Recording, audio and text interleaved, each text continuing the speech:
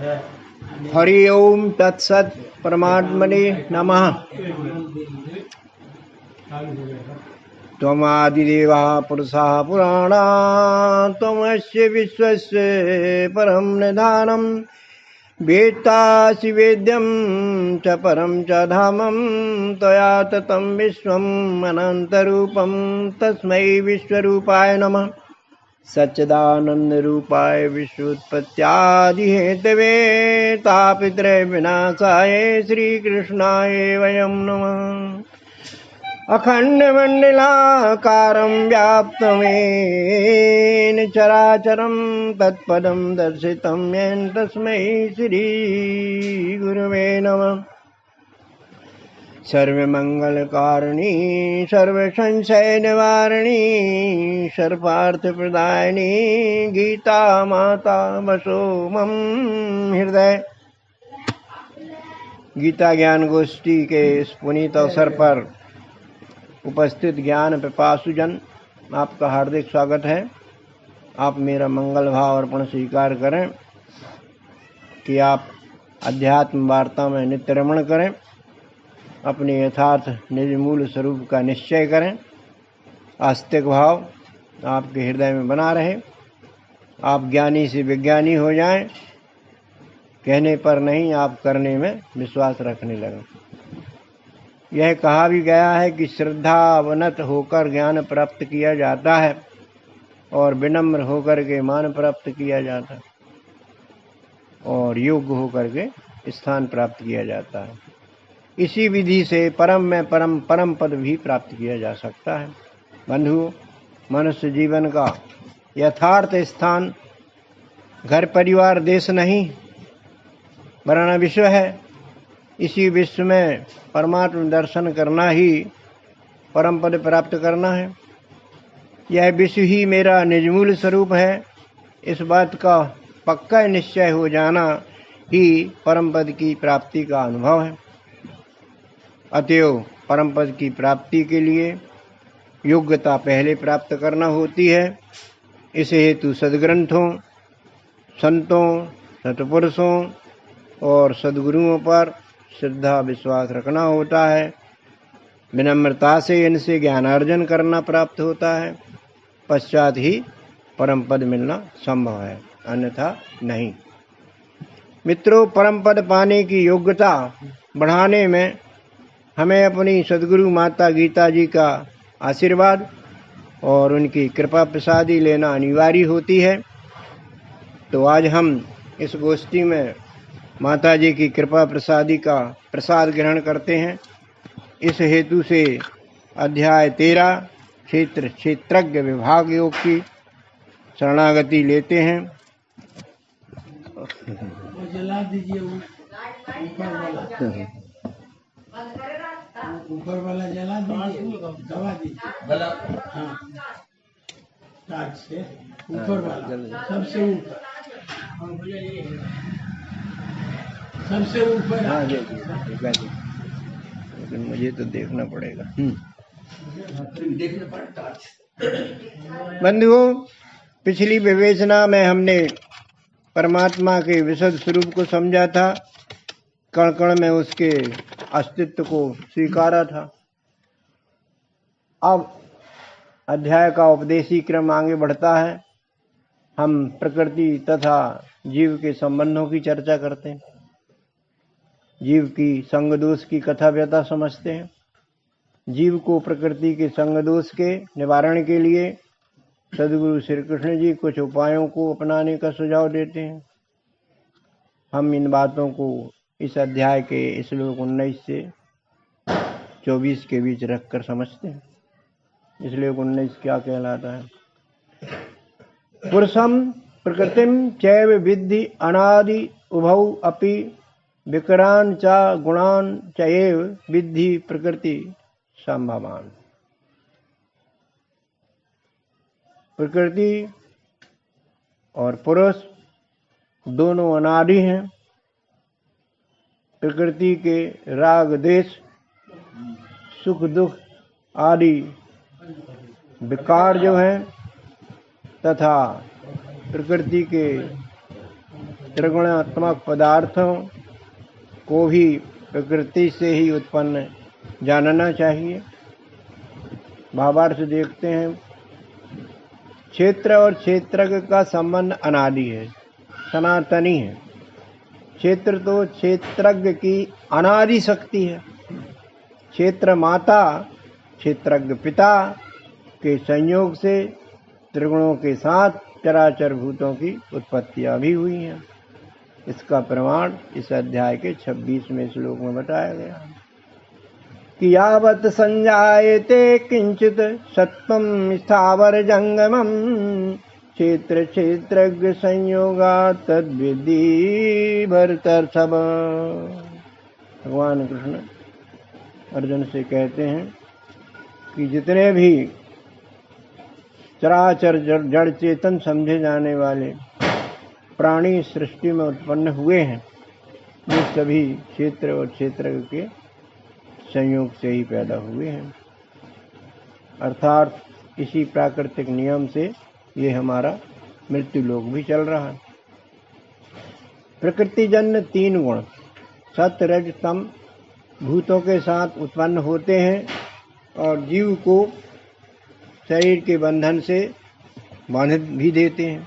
इसका प्रमाण है 14:5 में। सत्वं रजस्तमा इति गुणा प्रकृति संभवा निबंधन्ति महाबाहु देहे देहिनम अव्ययम्। प्रकृति से उत्पन्न ये 3 गुण सत्व रज और तम हैं। ये अविनाशी देही को देह के बंधन में बांधने में सक्षम है। इन्हीं 3 गुणों के साथ साथ प्रकृति शरीर रूप में 7 विकार भी दिखाई देते हैं। 13:6 में बात आई है इनकी। 7 विकार यानी 7 प्रकार के परिवर्तन। इच्छा द्वेष सुखम दुखम संघात चेतना धृति एतत् क्षेत्रम समासेन साविकारम उदाहृतम। इस शरीर में इच्छाएं परिवर्तित होती रहती हैं। कभी द्वेष होता है तो कभी सुख कभी दुख, और हमारे इस स्थूल देह में भी परिवर्तन होते रहते हैं। कभी कोई अवस्था चलती है तो दूसरी बदलती है। चेतना भी इसकी कभी निश्चेष्ट हो जाती, कभी चैतन्यशील हो जाती, और धारणाएं तो दिन प्रतिदिन बदलती रहती हैं। इस प्रकार से संक्षेप में भगवान ने क्षेत्र के इन परिवर्तनशील विकारों को बताया।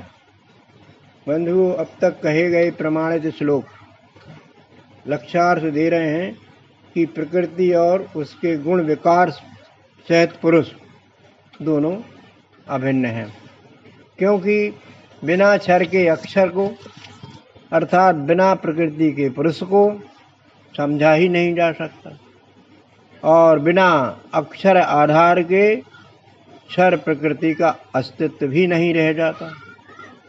ठीक वैसे ही जैसे मिश्री का ढेला और उसकी मिठास अभिन्न है, दोनों में परस्पर संबंध घनिष्ठ है। कोई भी शक्ति इन्हें विलग नहीं कर सकती है। श्लोक क्रमांक 20 में आगे प्रकृति को कार्य कारण के रूप में देखा गया। इसी अध्याय का 20वां कार्यकरण कर्तृत्व हेतु प्रकृति उच्यते पुरुष सुख दुखानां भोक्तृत्व हेतु उच्यते। प्रकृति के सभी कार्य हमारे शरीर के साधनों से ही होते हैं, और जीव कर्ता भोक्ता हो जाता है, सुख दुख में अनुभूतियों में पड़ जाता है।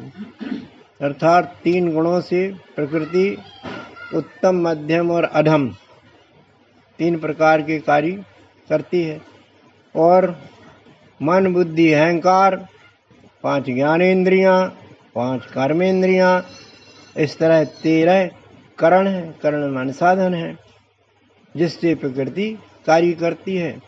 और प्रकृति के 10 कार्य, 5 महाभूत, पृथ्वी, जल, अग्नि, वायु, आकाश की उत्पत्ति तथा उनके गुणों, शब्द, स्पर्श, रूप, रस, गंध की अनुभूतियां, इस तरह 10 प्रकार के कार्य प्रकृति के 3 गुणों के द्वारा 13 साधनों से होते हैं। जब प्रकृति इन 23 तत्वों से कार्य करती है तो सुख दुख की अनुभूति जीव को होती है, क्योंकि यह जीव सुख दुखों से दूर नहीं हो पाता है। ऐसा इसका स्वभाव ही है। खुद ही प्रकृति से आकर्षित होता है और इस शरीर में सुख दुख का अनुभव करता है। अब हम 13-21 पर चलते हैं, जिसमें जीव के इसी सहज स्वभाव को बताया गया। क्या कहा गया? पुरुषा प्रकृतस्ति भुंजते प्रकृति जान गुणान कारणम गुण संगयस्य सदय सदयोनि जन्मसु। प्रकृति के 3 गुणों के संग से ये जीव आकर्षित होकर के इनको मन और इंद्रियों की सहायता से भोग लेता है। इस भोगासक्ति के कारण इस जीव को कर्ता भोक्ता के चक्कर में फल भोगने के लिए नाना प्रकार की सद असद योनियों में यात्रा करनी पड़ती है।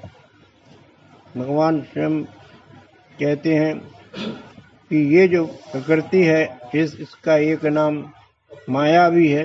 7-14 में उन्होंने सचेष्ट किया है हम सभी को कि दैवी सा गुणमयी मम माया दुरत्या माया अपहृत ज्ञानासुरं भावम् आश्रिता। ये माया है, इसका नाम देवी है, इसकी गुणमयी है, बड़ी दुष्ट है, दुर्ह है। इससे व्यवहार करना, और ये माया जो है लोगों के ज्ञान का अपहरण कर लेती है और इससे लोग क्या है आश्रय भाव में आकर के नाना प्रकार के विरोधी काम भी कर सकते हैं, कर लेते हैं। अरण्यकांड में तुलसी इस माया को परिभाषित करते हुए कहते हैं कि मैं अरु मोर तोरते माया जेहि वस कीने जीव निकाया। ये मैं हूँ और ये मेरा है, इन दोनों पर मेरा विशेष राग है, यही भगवान कहते हैं माया है। इसी के वश में होकर के अभी लोग जो हैं पराधीन होते चले जा रहे हैं। इसलिए तुलसीदास जी फिर कहते हैं इस माया के बारे में कि सुर नर मुनु को नाही जो न मोहि माया प्रबल अस विचार मन माही भजेउ महामायापति। उपाय भी बता दो कि कोई ऐसा श्रेष्ठ पुरुष या कोई भी प्रकार का व्यक्ति ऐसा नहीं है जो इस माया के चक्कर में इसकी प्रबलता से पराधीन ना हुआ हो। स्वाधीन तो वही हो सकता है जो मायापति की शरण में आ जाए। गीता में ये बात बताई है 7वें अध्याय के 15वें श्लोक में कि मामे वे प्रपद्यन्ते मायामेतां तरन्ति ते नामां प्रपद्यन्ते मूढ़ो दुष्कृतिनो नराधमा। भगवान कहते हैं कि इस मेरी माया के जन चक्कर से बचने के लिए एक ही उपाय है कि मेरी शरण में आ जाओ। और लोग क्या है मूढ़ता बस दुष्कृतनु माने खराब काम करते हैं तो मेरी शरण में आ ही नहीं पाते। ऐसे लोगों को भगवान ने नराधम की संज्ञा से विभूषित कर दिया है। तो बंधुओं, पुरुष अर्थात जीवात्मा की बात करें तो उसका मूल तो निराकार है, निर्गुण पुरातन है, वह तो नेत्रहीन, कर्णहीन, हाथ पैर रहित है। उसका ना कोई वर्ण है, ना अलग कोई इसकी पहचान है। वह तो उदासीन है और निर्गुणी वासना रहित है, अर्थात शुद्ध स्वरूप में रहता है। परंतु मायावी प्रकृति अपने रूप और गुणों की चंचलता प्रदर्शित करती उसको अपनी उंगलियों पर नचाती है, समस्त विकार उसमें जन्मित कर देती है। ऐसी प्रकृति की संगति में पड़कर पुरुष अपना सारा तेज गंवा बैठता है, गुणों का भोग भी भोगता है, जन्म मृत्यु की चपेटों में भी पड़ा रहता है। अध्याय 14 का 19वां श्लोक कहता है कि किस तरह जीव गुणों के बंधन में बंधता जाता है। 14:9 सत्वं सुखे संजयति रजो कर्मणि भारत, ज्ञानम् आवृत्य तु तमः प्रमादे संजयति उत।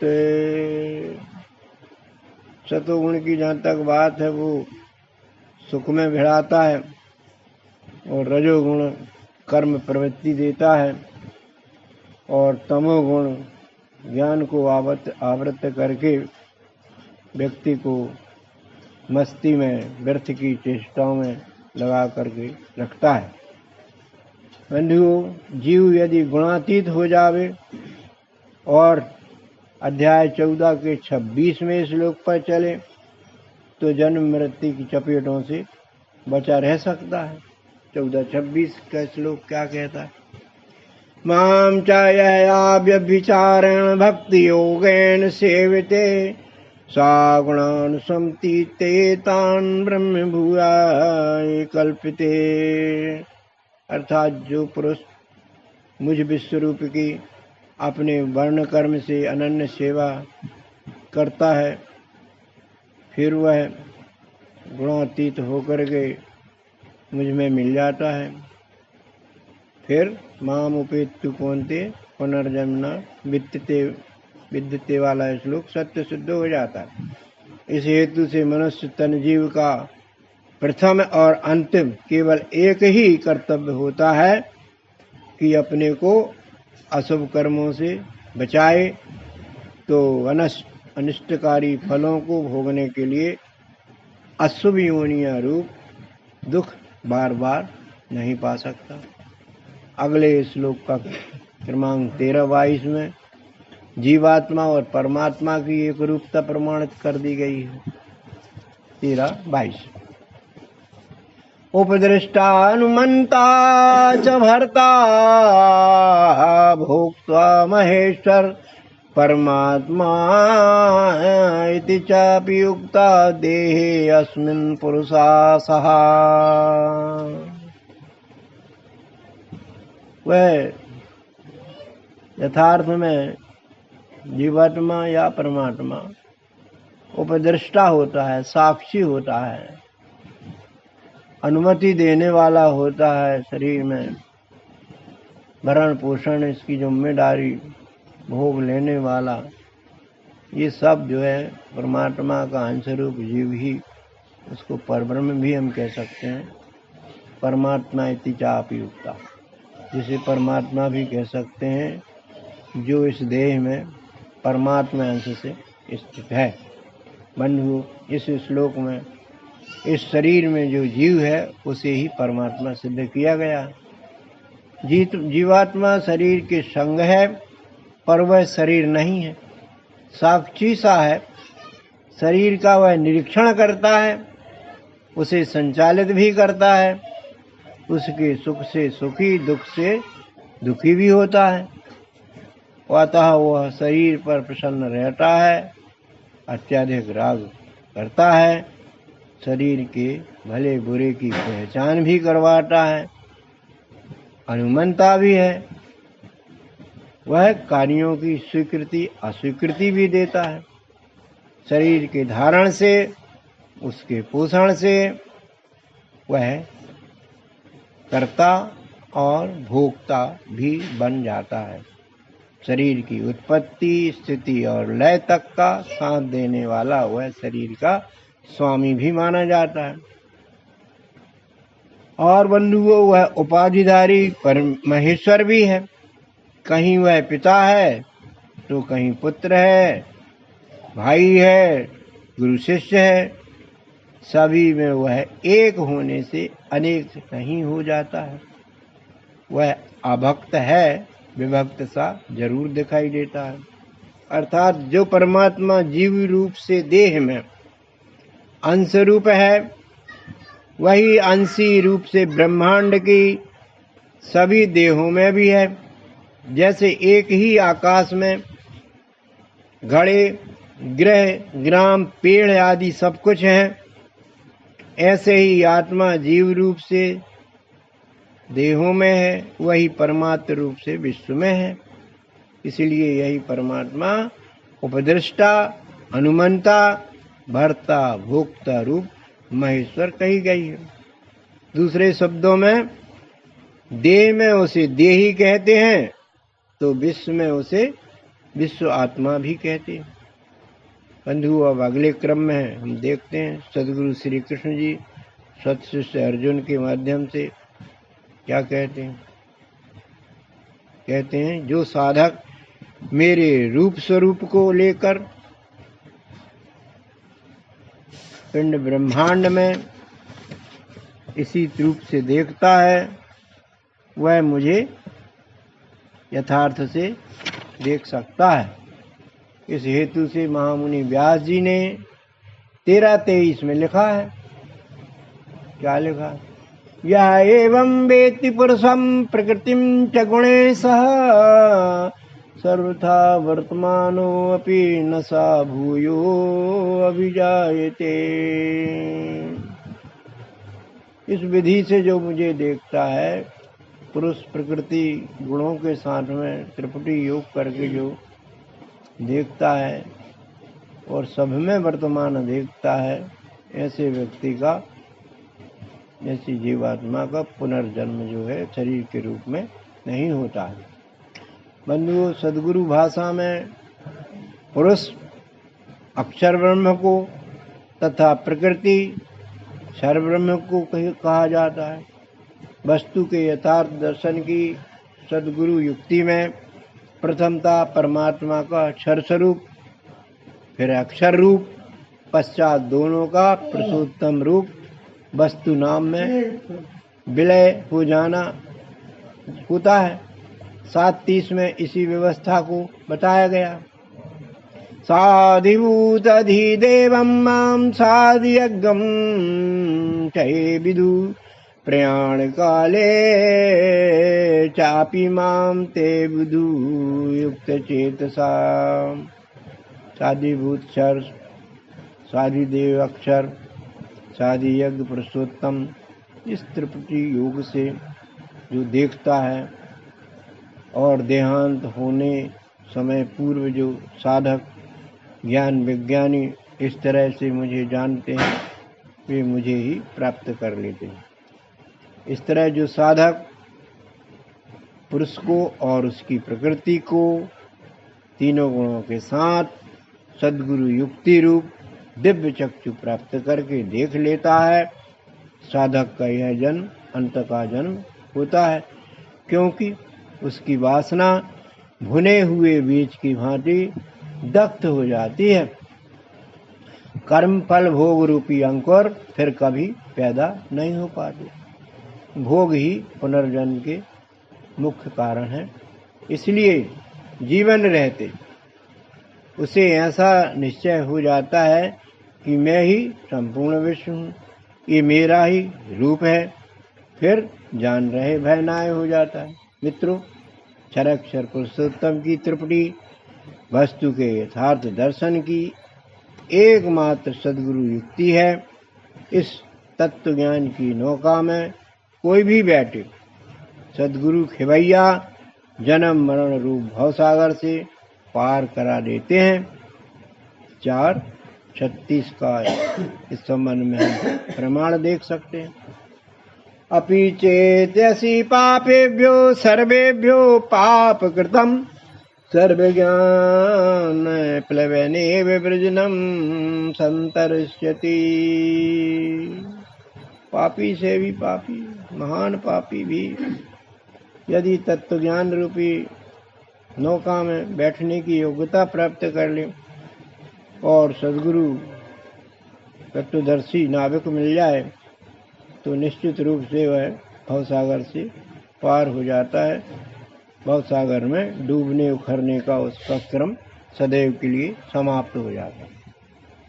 बंधुओं, इस अध्याय के 24वें श्लोक में परमात्म लब्धि के हेतु से योग के 3 साधनों का उल्लेख किया गया है। जिज्ञासु साधक चाहे किसी भी बुद्धि लब्धि के स्तर का हो, उसको प्राप्त कर सकता है। इन साधनों द्वारा निर्दिष्ट आचरण करते हुए परम आनंद की ओर प्रयाण कर सकता है। पहला साधन है 13-24 में ये साधन बताएगा कि ध्यानेन आत्मनि पश्यन्ति केचित् आत्मानम् आत्मनम् अन्ये सांख्य योगेन कर्म योगेन चापरे। यहाँ पर 3 साधनों की चर्चा की गई है। ध्यान लगा करके अपनी आत्मा में परमात्मा को देखने की क्रिया, दूसरी सांख्य योग से, तत्व दर्शन की विधि से, और तीसरी है कर्म योग के द्वारा। इन तीनों योग को आचरण में लेकर के व्यक्ति परम की ओर जा सकता है। बंधुओं, पतंजलि अष्टांग योग का एक चरण ध्यान है जो साधक को धारणा से समाधि तक में पहुंचाता है। समाधि माने आत्म अनुभव में ले जाता है। किसी तथ्य का मन में चिंतन करना ध्यान है। इससे चित्त शुद्धि तो होती है और सूक्ष्म बुद्धि उसे परम अनुभव में भी ले जाती है। एक दूसरा जो साधन सांख्य शास्त्रानुसार कहा गया है वो तत्वदर्शी द्वारा सैद्धांतिक ज्ञान से परम तत्व को समझाने के ऊपर कहा गया है। इसमें क्षराक्षर पुरुषोत्तम की त्रिपुटी द्वारा इंद्रियां, मन तथा बुद्धि से सिद्ध किया जाता है कि ये दिखने वाला विश्व ही विश्वरूप परमात्मा है। परंतु बंधु, इस त्रिपुटी योग में विज्ञान होना अभी बाकी रह जाता है। उसको अपन आगे समझेंगे। तीसरा साधन है स्वभाव धर्म द्वारा परमेश्वर अर्पण कर्म करने से तथा कर्मफल अनासक्त होकर ग्रहण करने से साधक ब्रह्म लब्धि के योग्य हो जाता है। 13-25 में व्यासदेव तो अत्यंत ही सरल साधन को बताते हुए लिखते हैं जो सामान्य जनों के बड़े काम का है। 13-25 अन्ये तु एवम् अजानन्ता श्रुत्वा अन्येभ्यः उपासते ते अपि च अतितरन्ति मृत्युं श्रुतिपरायणाम्। जो व्यक्ति ये तीनों कहे गए उपाय नहीं कर पाते हैं किन्हीं कारणों से, तो यहाँ पर भगवान कहते हैं कि वे सुनकर के तत्ववेत्ताओं से, ज्ञानियों से, ब्राह्मणों से ब्रह्मलब्धि के उपाय सुन लें, तदानुकूल आचरण कर लें, तो भी वो परम की योग्यता पा लेते हैं। ये अत्यंत ही सरल उपाय है। बंधुओं, जो जिज्ञासु साधक पर्याप्त बुद्धि नहीं रखते हैं, रोजी रोटी कमाने से उन्हें फुर्सत भी नहीं मिल पाती है, ऐसे सामान्य जन जो दूसरे विद्वानों से, महात्माओं से, गुरुओं के प्रवचनों को सुनने में पर्याप्त रुचि रखते हैं, आस्तिक भावी तो होते हैं, सरल भी होते हैं। इन महापुरुषों द्वारा बताई गई उपासनाओं पर, क्रिया विधियों पर आचरण देने लगते हैं तो वे भी आत्मधन की ठंडी लहर की अनुभूति अपने हृदय में करने लगते हैं। तो ऐसे सरल श्रद्धावान साधक मन में अन्यथा कोई तर्क वितर्क व कुतर्क नहीं करते हैं और सिर्फ अपने इष्ट पर, अपने गुरु पर अतुल श्रद्धा रखते हैं। उनकी श्रद्धा फलीभूत हो जाती है। गीता अध्याय 4:39 में भगवान कहते हैं कि श्रद्धावान लभते ज्ञानम तत्परा संयतेन्द्रिया और लब्ध्वा ज्ञानम परम शांति अचिरेणाधिगच्छति। श्रद्धा रहे, गुरु पर श्रद्धा रहे, सदग्रंथों पर, भगवान पर श्रद्धा रहे, ज्ञान प्राप्त होता है। ये बात पक्की है। इसके साथ ही भगवान कहते हैं इंद्रिय संयमन का होना बहुत जरूरी है। इंद्रियों का विचलन रहते हुए हमारा ये ज्ञान में तत्परता नहीं बैठ पाती है। भगवान कहते हैं कि जब ये श्रद्धा और तत्परता इंद्रियों की काम करती है, ज्ञान की ओर जाती हैं, तो इस ज्ञान में वो ताकत होती है कि लब्ध्वा ज्ञानम परम शांति में अचिरेणाधिगच्छति, शीघ्र ही परम शांति की अनुभूति साधक को होना शुरू हो जाती है। आप कहीं भी देख सकते हैं, सत्संगों में भी आप देख सकते हैं, वहाँ भी एक आनंद की अनुभूति होने लगती है। गीता महत्तम में भी इस बात को परिभाषित किया गया है कि श्रद्धावान अनुसूयश्च शृणुयादपि यो नरा सोऽपि मुक्ता शुभान् लोकान् प्राप्नुयात् पुण्य कर्मणाम्। श्रद्धा तो है ही, अनुसूयश्च माने दोष दर्शन रहित मन बुद्धि होना चाहिए। एकनिष्ठ बुद्धि से श्रद्धा के साथ में जो भी मनुष्य धर्म ज्ञान को सुनता है, सद्गुरु सानिध्य प्राप्त करता है, उनके दर्शित मार्ग को बचाता है, वो निश्चित रूप से मुक्ति की ओर प्रयाण करता है और शुभ कर्म करके पुण्य कर्मियों के यहाँ जन्म लेकर के आगे की यात्रा संभालता है। बंधुओं, इस प्रकार की श्रद्धा से इन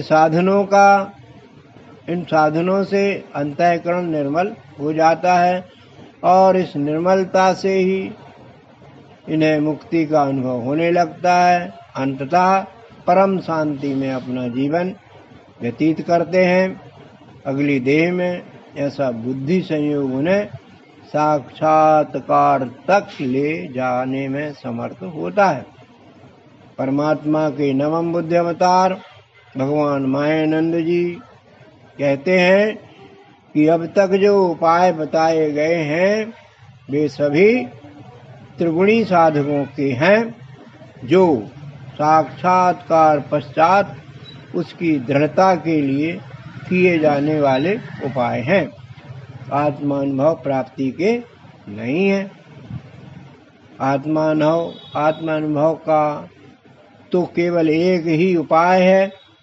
वो बतलाते हैं कि गुणातीत अवस्था में आकर सद्गुरु से दिव्य चक्षु प्राप्त करना और फिर विश्वरूप बन जाना ही आत्मानुभव प्राप्त करना है। देह रूप प्रकृति में रहते हुए साधक को जब यह निश्चित हो जाता है कि मैं अक्षर रूप जीवात्मा हूँ, अविनाशी हूँ, गुणों से रहित हूँ, इस भाव से जो साधक अपने स्वाभाविक वर्ण धर्म के कर्म करता है और कर्ता नहीं होता है और ना ही कभी कर्म फलों में फंसता है, तो निश्चय ही आत्मनिश्चय वह पा जाता है। इसी भाव को गीता जी में कृष्ण जी कहते हैं कि माम उपेति तु कौन्ते पुनर्जन्म न विद्यते। अंत में मंगल भाव करता हूँ कि हमें भी ऐसी बुद्धि संयुक्त प्राप्त हो कि हमारा मानव तन जीव परमानंद रूपी परम लक्ष्य को अपने जीवन रहते रहते प्राप्त कर लें। इसी तमन्ना के साथ विश्राम लेते हैं। बोलो सद्गुरु भगवान की जय, विष्णु परमात्मा की जय, सनातन धर्म की जय। ओम शांति शांति।